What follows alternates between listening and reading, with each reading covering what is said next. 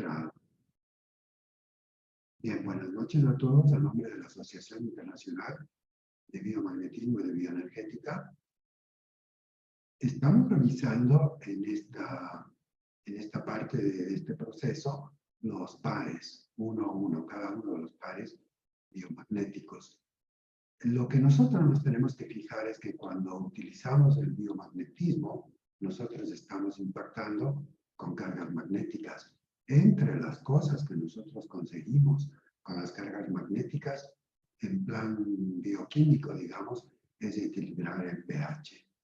En plan eléctrico, pues, hacemos una estimulación que nos va a permitir activar lo que yo llamo reconectar las vías.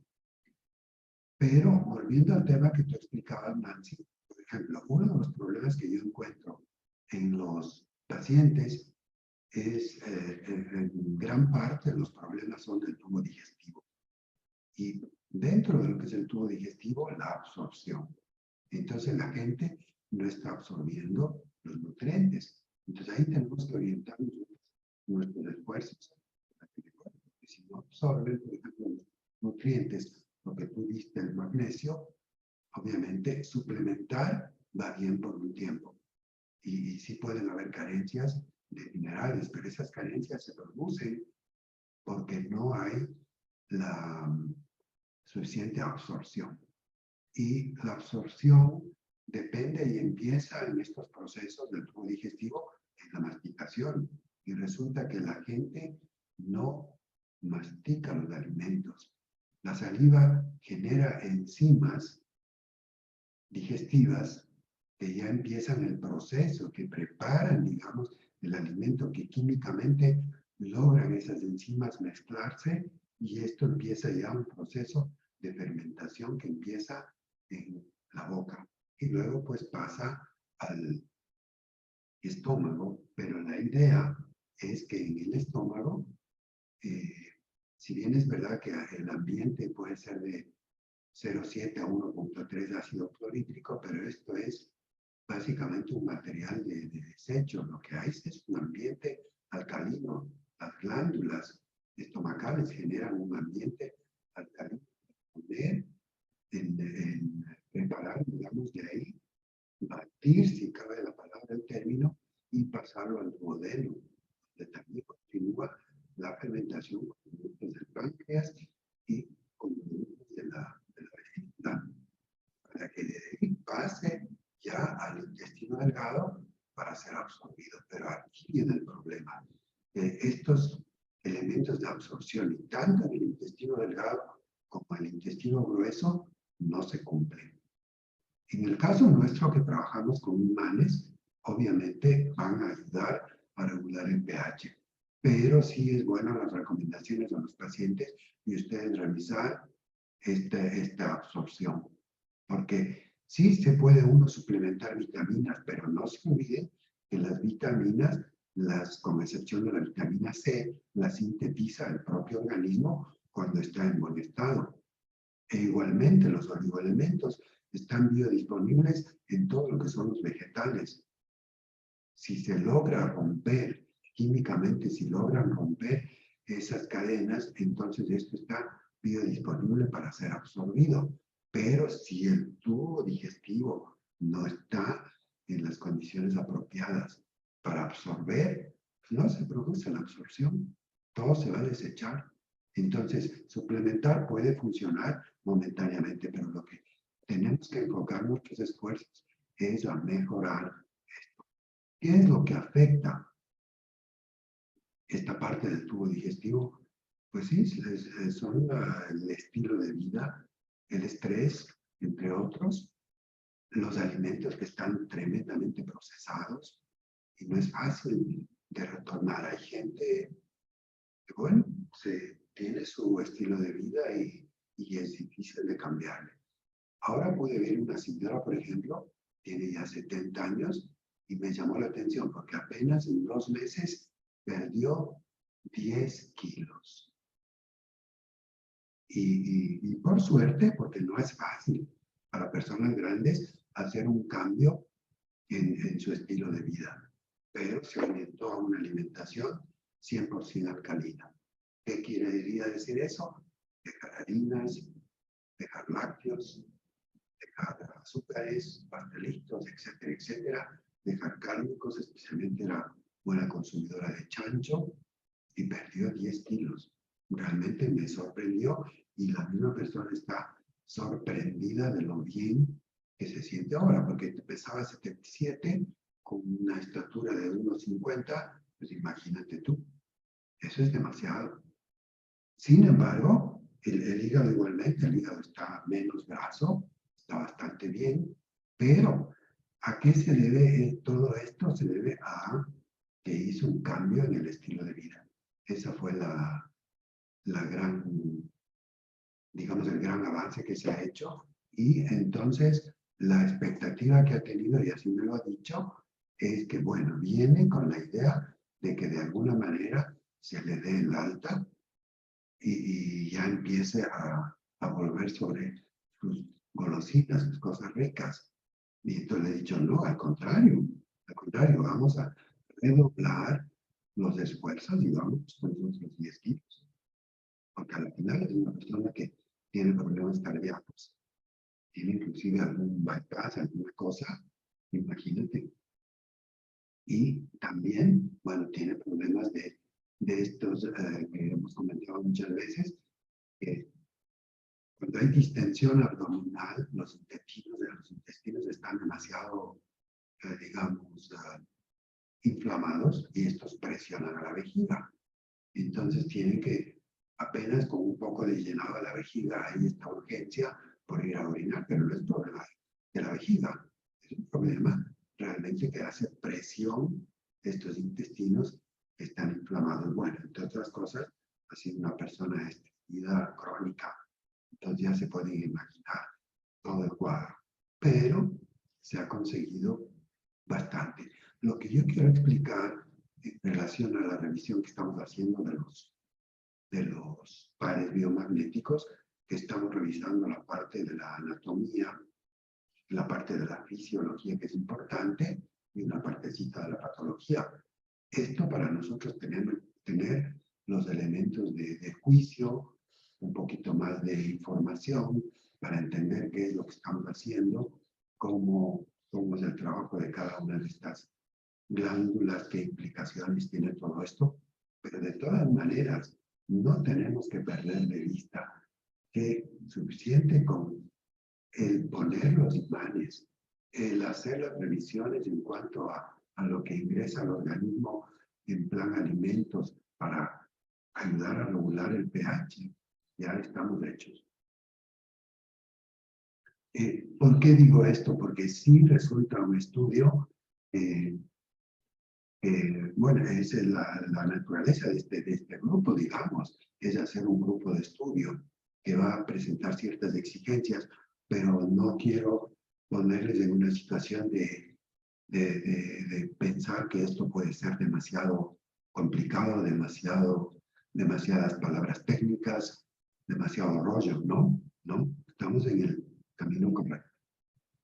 Con que entendamos en planes globales, en planes generales, los conceptos. No nos tenemos que aprender toda esa cantidad de nombres ni todos los procesos, pero en concepto general es entender que estas glándulas que estamos viendo que son importantes porque empezamos nuestro rastreo de la pineal, la hipófisis, etcétera, qué importancia tienen, qué funciones tienen y cómo inciden en el trabajo, en el desempeño, en el desarrollo de cada uno de nosotros o de nuestros pacientes en cuanto a la casuística que vemos todos los días.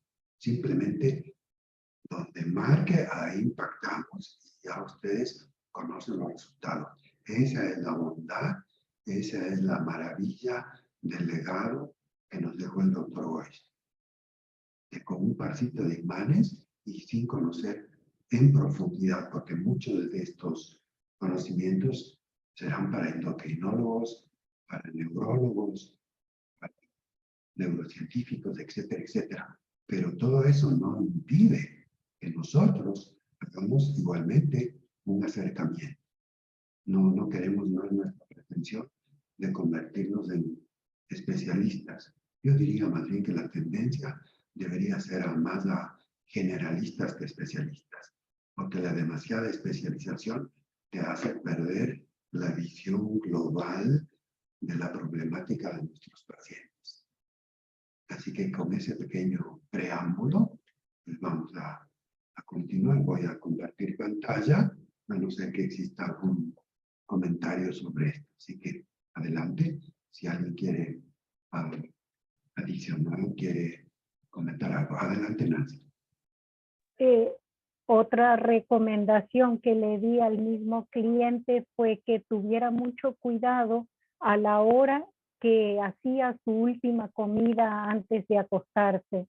Entonces, normalmente acostumbraba a comer, por decir, a las 9 de la noche y a las 10 se iba a dormir. Entonces, explicándole un poquito, sin mucho tecnicismo que yo no conozco, dije que por lo menos debía de comer 3 horas antes de ir a dormir para permitir una lógica absorción en su organismo y bueno, de hecho se le ayudó con las recomendaciones y con la terapia. Perfecto, está muy bien. Sí, el trabajo del hígado, pues en la noche ya, en general lo que consumimos toma más o menos unas 5 horas en procesarse. Entonces, si le sobrecargamos, recién va a dormir, si comió última comida a 9 de la noche, son 9:05, estamos hablando de, ¿qué hora? 14, a las 2 de la mañana. Recién a las 2 de la mañana va a parar, mientras tanto sigue procesando y no descansan los órganos tampoco, se sobrecargan. En fin, pero bien, sí, la recomendación está muy buena. Mi abuelita se sabía decir, ya pasada cierta hora, mear y echarse, así sabía decir. No más, no más, en fin. Pero sí hay muchos sitios que se cena muy tarde, así lo ha comentado Susana, y Juan José así lo confirmará, no sé en Argentina, ¿a qué hora es lo que van a cenar? 9 de la noche, 10 de la noche. Tardes, madre mía. Sí, acá se cena tarde. Acá se cena tarde. Y justamente yo llego tarde de trabajar y como acá ustedes tienen las 7, yo tengo las 8, estoy cenando en este momento. Si no, se me hace muy tarde cenar a las 9. Por eso no tengo la pantalla abierta, perdón. No, tranquila, pero la gente normalmente ¿a qué hora es que cena? Acá se cena tarde, a las 10 la gente por ahí cena. Ustedes en los restaurantes cenando a las 10, 11 de la noche, acá cierran todos tarde. Sí, acá no es muy riguroso. Ya. Y son de cenar tarde, sí. Ya, pero Sí. también empiezan más tarde la jornada, 9 de la mañana. Sí, bueno, depende, los administrativos, pero hay gente que empieza a trabajar a las 6, 7. Lo que pasa es que se comen, acá comen a toda hora, siempre hay refrigerio, siempre hay algo a mano, siempre está el café con una media luna, siempre hay algo, siempre van comiendo en el día. Pero las comidas principales es a la 1 del mediodía, 2, el que puede, y después siguen comiendo y cenan tarde. Bueno, Sí, sí, acá es muy, el que no tiene una regla así, son muy variados, muy variados. Por eso los restaurantes, ya le digo, están abiertos hasta las 12 y hay gente cenando. Las cocinas de los restaurantes están hasta las 11 de la noche abiertas. bueno, sí. Y comen bien, acá comen bien, y acá se come carne, que es mala, se digiere más tarde, todas esas cosas. Claro, se corta el tiempo. Bueno, vamos a continuar. Voy a compartir pantalla. Aquí. Bueno, aquí hablando de pineal, habíamos quedado en la parte anterior todos estos fenómenos que producen estas alteraciones como o formaciones como pueden ser tumores, como pueden ser masas, como pueden ser este teratoma que estábamos viendo acá, en fin. Pero todo esto, en definitiva, son procesos alcalinos, es decir, ácidos. Lo contrario de la alcalinidad. Son excesos de acidez en el organismo y en ese mecanismo de protección, ustedes ya saben, va acumulando y formando eso. Por eso, alcalinizando, eso ya lo dijo Otto Warburg, por ahí por 1935, 40, la acidez es el tema. Igual, lo que es la dieta Gerson, que es para el tema del cáncer, todo eso tiene que ver con procesos de acidificación. Si mantenemos el equilibrio, la sangre, ya saben, está en 7,365. Si nosotros conseguimos alcalinizar y mantener eso, ¿cómo podemos nosotros ver cómo está el pH de las personas? Pues con una tirita,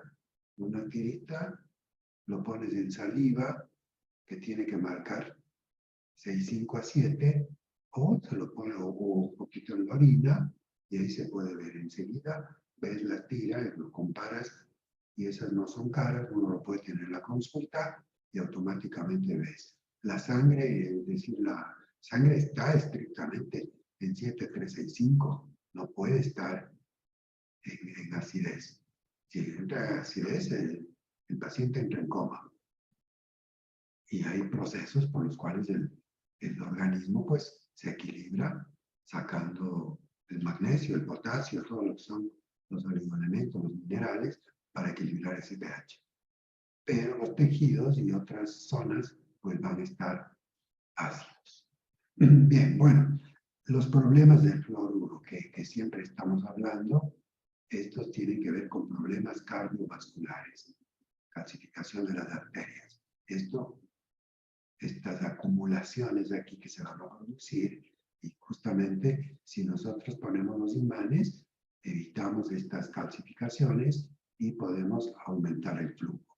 También se puede destapar las arterias con el ajo. El ajo va retirando estos restos porque hay acumulaciones de grasas, acumulaciones de muchas cosas, y eso va a ayudar. Aquí tenemos también, hay problemas reproductivos, baja la fertilidad. También de lo que se menciona es que la baja fertilidad y pubertad precoz en las niñas y los niños también. Mucho de esto me parece que tiene que ver también con la cantidad de información que existe ahora en Internet.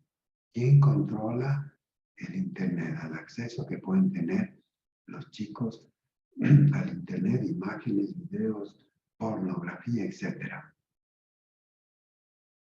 También puede afectar, disfuncionar la tiroides. También puede afectar a las articulaciones y a los huesos. Aquí se puede ver una rótula sana y aquí una rótula con osteoartritis. También el fluoruro puede causar estos trastornos de la articulación temporomandibular. Imagínense que esta articulación es tan fuerte que puede, aquí, cuando se produce la masticación, equivale a 300 kilos de presión lo que se hace. 300 kilos, estamos hablando de 600 libras de presión. Por eso puedes arrancar un pedazo de piel, de órgano, unas mordidas, imagínate, porque tiene 300 kilos, pero se puede trastornar esta articulación. Sí hay muchas críticas acerca del uso y abuso del fluoruro. También puede haber problemas neurológicos. Trastornos que llaman el déficit, trastornos del déficit de atención. Aquí en la edad preescolar, cuando analizan esto, alteraciones de la conducta, del comportamiento, que es lo que más pueden observar en los niños cuando están antes del kinder. Después de alteraciones igualmente en la conducta, están agresivos. Ahora mismo está tratando un niño déficit de atención. En todo caso, como estos niños siempre quiten lo que son lácteos, quiten lo que son harinas. Eso inclusive los vuelve, por naturaleza, los niños son hiperactivos, son muy inquietos, y eso está correcto, pero pueden estar aún más inquietos si consumen demasiados dulces. También en la adolescencia, pues ya se pueden tener problemas académicos y esta autopercepción, autoestima, en fin. Y en el adulto, problemas laborales. Todas estas son como repercusiones de estos trastornos de déficit de atención, que ahora como que están un poco más de moda, o quizá porque la ciencia está investigando más en detalle estos temas. También tiene que ver como eliminador extremo de electrones. Y nosotros, para estar eléctricamente cargados en equilibrio, si es posible obtener más electrones. ¿Dónde hay más electrones? En todas las fuentes orgánicas de vegetales. Ahí hay más electrones disponibles. ¿Cuándo se pierden electrones? Cuando el organismo está muy ácido. Cuando está muy ácido, no hay electrones y el átomo se pone cargado eléctricamente, se pone electropositiva y lo que necesitamos es electrones. Por eso tiene sentido que al consumir nosotros alimentos alcalinos como son, todos son hortalizas y vegetales, vamos a cargar eléctricamente. Y hemos hecho experimentos ahí justamente en Colombia. Con Gustavo teníamos una lamparita con un doble circuito y poníamos agua con azúcar y ahí le poníamos un terminal y la lamparita no se encendía, pero poníamos agua con sal de mar, mucho mejor, y automáticamente la lamparita se enciende. Y así podíamos nosotros demostrar cómo funciona con más electrones. Por eso se usan las baterías alcalinas, porque duran más, porque mejoran la combustión. En acidez, ya cuando están ácidos los terminales, los bordes, por la carga, ya no tiene suficientes electrones. Y lo mismo pasa con el cuerpo. No se olviden que somos electromagnéticos. Aquí tenemos los investigadores, los científicos dicen que se reconsidere el equilibrio entre riesgos y beneficios. Pero una cosa es lo que dice la comunidad científica y otra cosa es cómo pintan los intereses de otra naturaleza. Bien, hasta ahí tenemos nosotros la parte de la glándula pineal a breve trabajo. Vamos a entrar a este otro par que es pineal hipófisis. Y la hipófisis, bueno, ahí tenemos para empezar, aunque hay otras aplicaciones desde el punto de vista del biomagnetismo, ahí tenemos pineal con hipófisis. Y ahí tenemos el virus sincicial. No se olviden que en la carga negativa siempre va a haber una bacteria y en la carga positiva va a haber un virus. En este caso, este virus sincicial, que causa problemas respiratorios, rinitis, faringitis, etcétera, etcétera.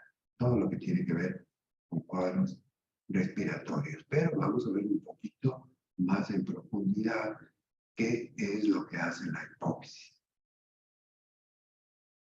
Aquí tenemos esta glándula pequeñita que aparece aquí, la hipófisis. Aquí tenemos la hipófisis, es del tamaño de una almendra y tiene un lóbulo anterior, que es la adenohipófisis, que tiene que ver con todo lo que es glandular, tiene una hipófisis media y tiene un lóbulo posterior o neurohipófisis. Y aquí tenemos el quiasma óptico. El quiasma óptico se recuerda cuando hablamos de la pineal. En principio, los animales inferiores, digamos, hace una transducción de la luz. En este caso, nosotros, como más sofisticados, resolvemos la imagen ya no en la glándula pineal, sino a través del quiasma óptico hacia la parte del occipital. Pero siempre va a tener que que ver con la pineal. Aquí está el hipotálamo, que es un plan importante. Aquí tenemos la hipófisis, también la conocen como glándula pituitaria, es como un guisante, tiene este tamaño. Aquí tenemos, aquí hay un hueso que se conoce como el esfenoides, aquí por dentro. Parece casi un murciélago, y en esta parte de aquí hay una porción que se llama la silla turca, y aquí está sentada. Eso hace que quede como ¿qué se podría decir? Sí, como limitada por estos espacios. Ahí está sentada, pero de alguna manera también está protegida. Entonces pueden imaginar que cuando hay un cuadro respiratorio, en este caso el virus sincicial, va a afectar el funcionamiento de esta glándula. Estas otras partes que ustedes ven, estas caras, esta cara temporal va a coincidir con la parte de las sienes. Y esta parte igual con la parte de los ojos. Pero en fin, esta les veríamos mal. Cuando estudias esto, pues en anatomía, y cuando estudias medicina, pues es un estudio bastante complejo.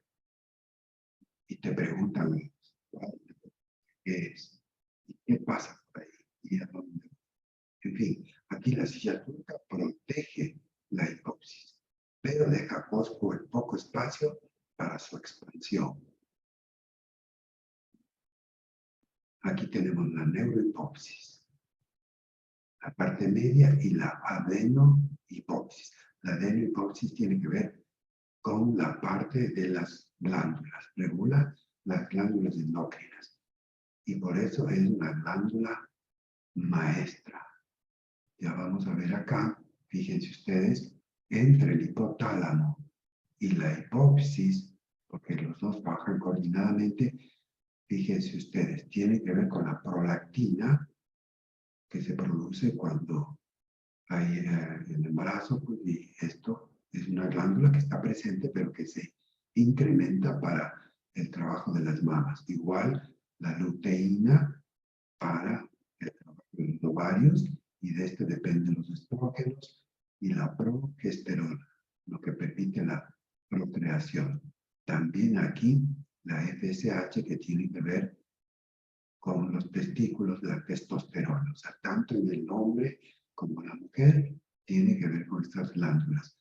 Aquí tenemos la ACTH, que tiene que ver con las glándulas suprarrenales, que son las que producen la adrenalina, noradrenalina.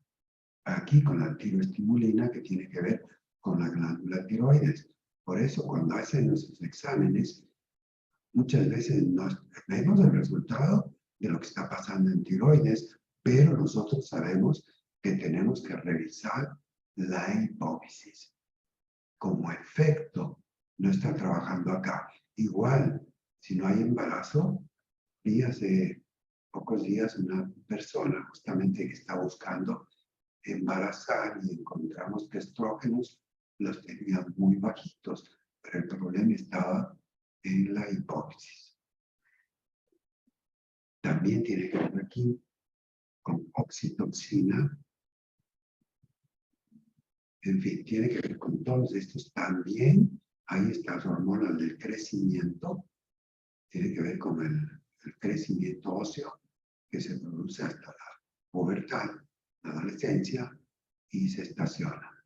En fin, fíjense ustedes la importancia. Si es que tenemos nosotros un virus, si tenemos una disfunción de la glándula, imagínense todos los efectos que va a tener en el organismo. Hay un eje justamente que se conoce hipotalámico, hipofisiario y tiroideo. Este eje es esta coordinación que tiene que ver con el trabajo. Entonces todo tiene que estar.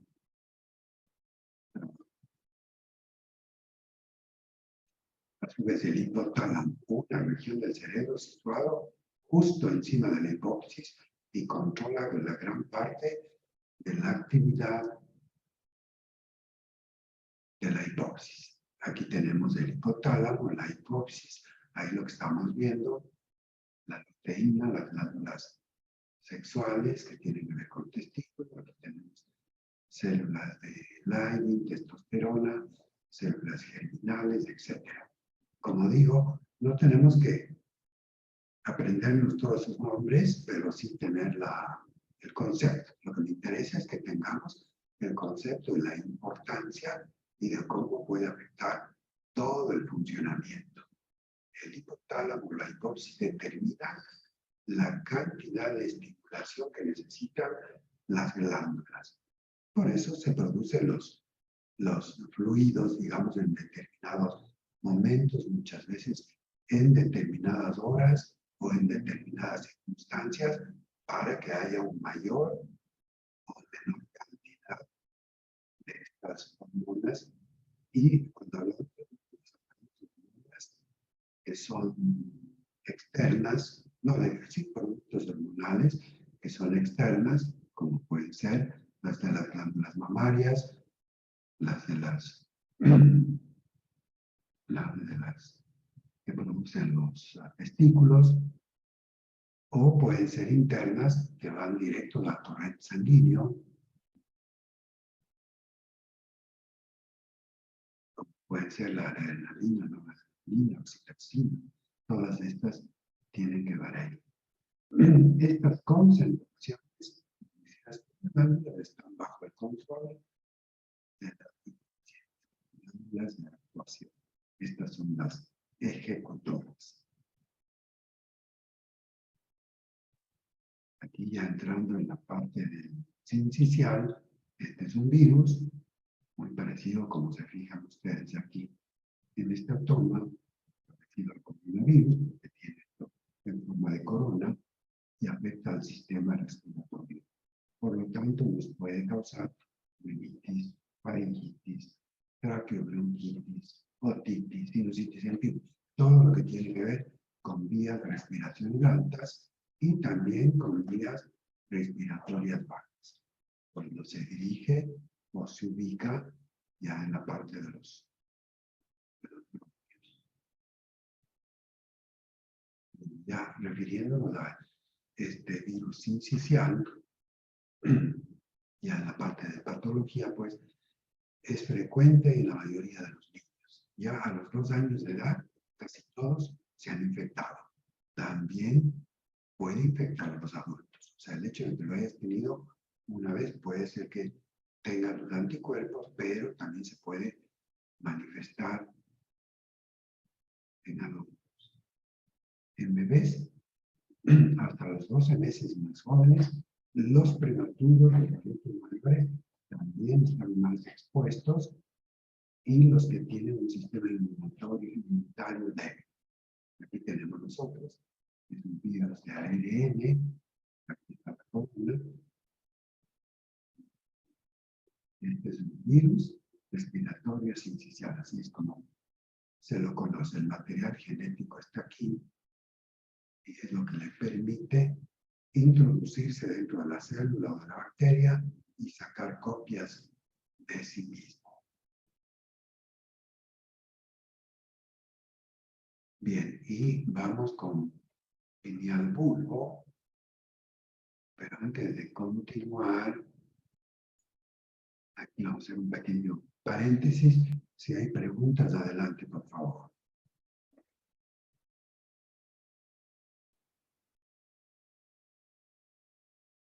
Adelante, Jesús.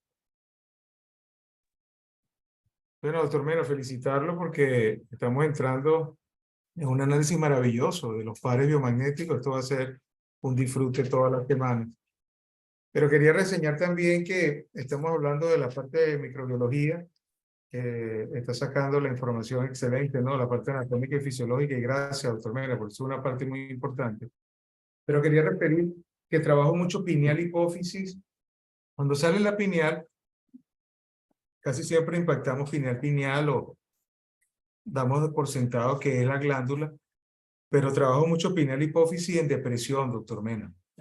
Impresionante la depresión endógena que genera la pineal por impactos por impacto, la pineal queda como de alguna otra manera traumatizada y la hipófisis la libera. Es decir, en ese par que se creó pineal hipófisis da unos resultados impresionantes.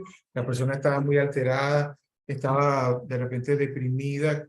Cuando uno la puede y uno rastreando o busca el par, a veces yo paro, no termino el rastreo completo, sino impacto de repente el tracto digestivo, pongo unos nervios vagos con riñón, algo allí, impacto pineal hipófisis de lo que haya salido, y la persona se tranquiliza de una manera tremenda, increíble, se para, orina, y yo puedo seguir con mi rastreo con un consultante ya totalmente relajado, no bajo presión y de repente hablándome mientras yo estoy rastreando. Quería hacer ese comentario, no sé si es válido, Tomé.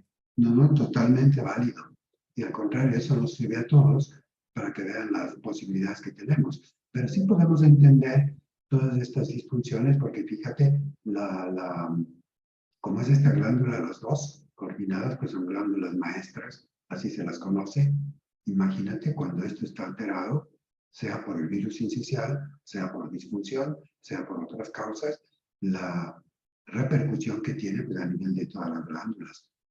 Entonces, no nos olvidemos que todo esto que generamos que nos da esa sensación de bienestar, como puede ser serotonina, melatonina, todos estos, oxitoxina, todos estos que nos ayudan, pero si no están trabajando las glándulas, pues todo queda ahí. El rato que impactamos, obviamente, se reactiva, porque a la final, no se olviden que desde otro ángulo, de todos estos, por eso me llama mucho la atención en los meridianos, por ejemplo, en el meridiano central que comienza en el pubis y llega hasta el labio inferior, y el otro, el gobernador, que viene aquí y recorre totalmente esto. Entonces, fíjense, están recorriendo todas las glándulas, la parte inferior y luego la de la parte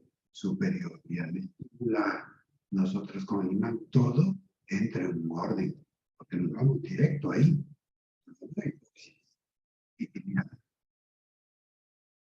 Bien, adelante Juan José.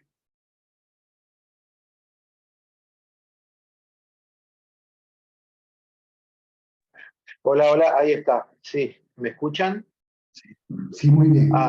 Pido disculpas porque estuve instalando el programa ahora, entonces no me podía conectar. Ahora sí, más o menos está todo como antes. Quería hacer un comentario utilizando lo que tú estabas diciendo, Jorge, e incluyendo lo de Jesús.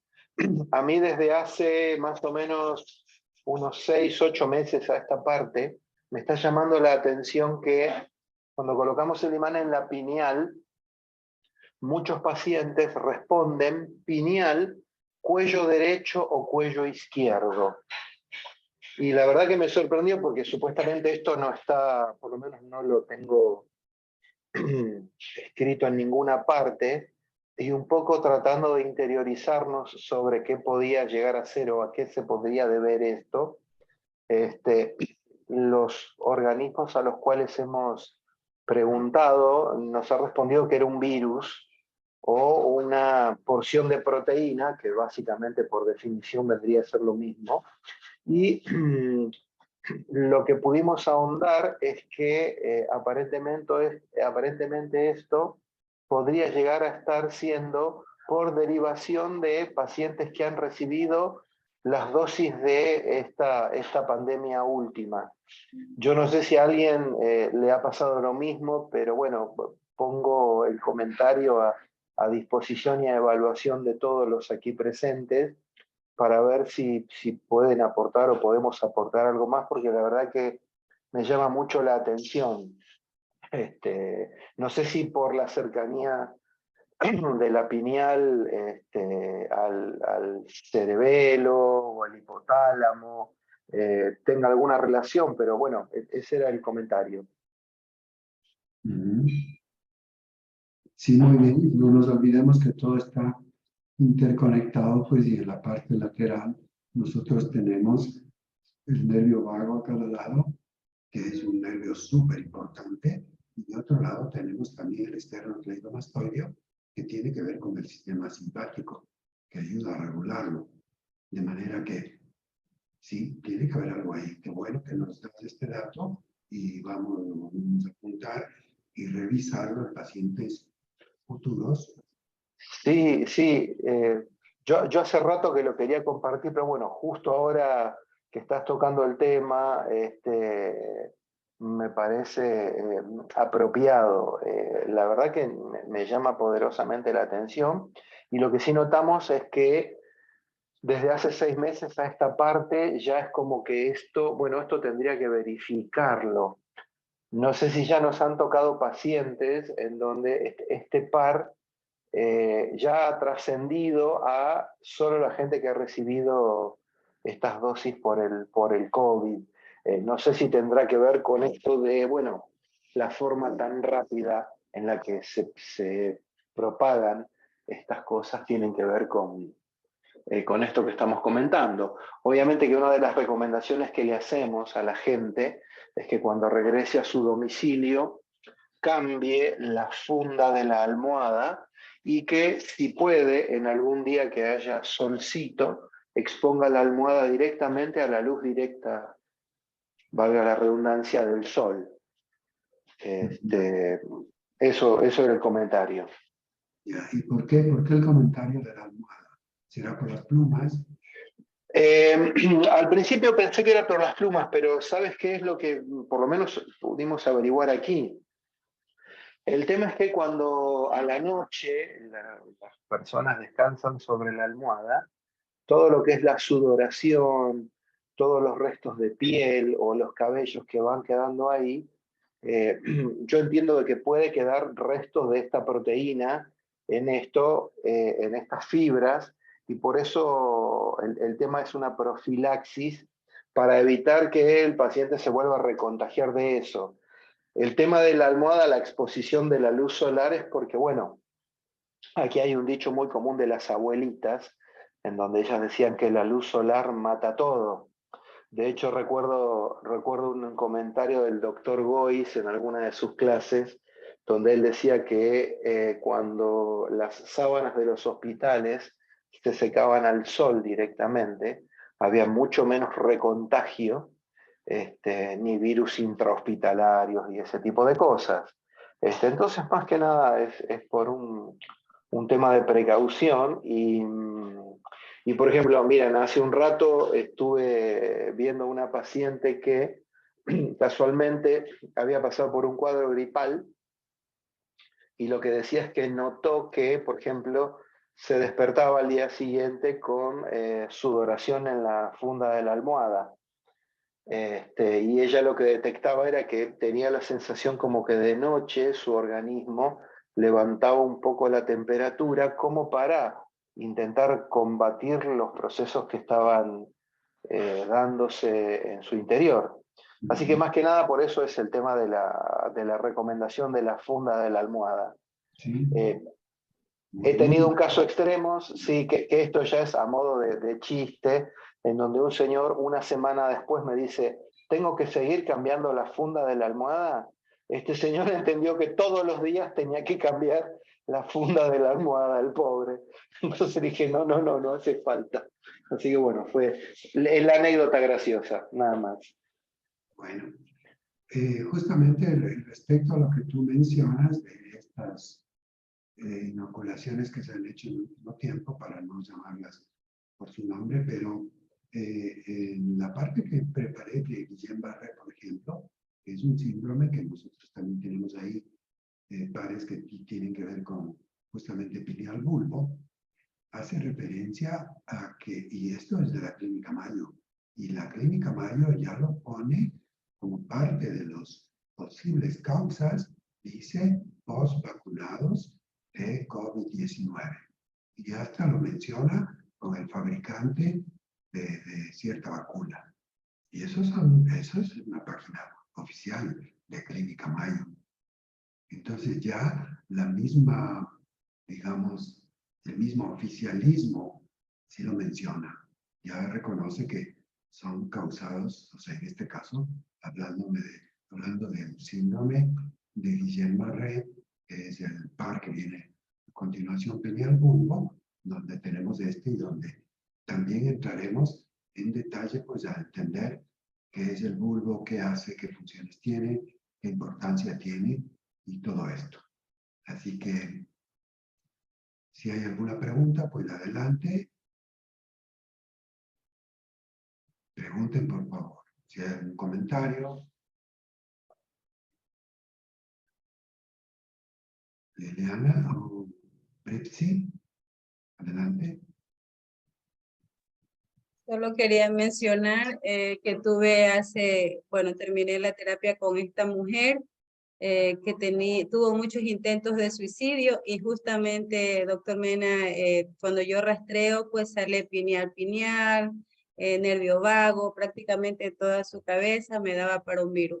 Y como dijo Jesús, en la primera impactación, esta mujer se calmó, porque al final la traen de otra provincia acá. Primero me preguntaban, la trajeron casi sedada, porque su hermana, como se atiende conmigo, mejoró y ella dijo, no, mi hermana tiene que probar esto, ¿no? Y así fue, en la primera, cuando yo puse pineal, impacté, dice la temporal, occipital, y ella se calmó, porque vino muy reacia, decía, no, yo solo vengo por una vez y luego me voy a mi ciudad, pero luego se calmó y luego ella terminó las 2 terapias más que yo hice. Entonces, me gustó mucho la clase ahorita, doctor. Excelente. Qué bueno. Esa es la idea, que continuemos pues ahondando en esto y que vayamos dando continuidad a esta magnífica obra y legado que nos dejó el doctor Boris. Así que les agradezco como siempre mucho su presencia y nos vemos la próxima semana. Así que Gracias. una buena noche para todos. Chao. Gracias. A todos. Bye. Gracias, saludos a todos. Chao, hasta luego. Gracias, buenas noches. Hasta el Bye. próximo jueves.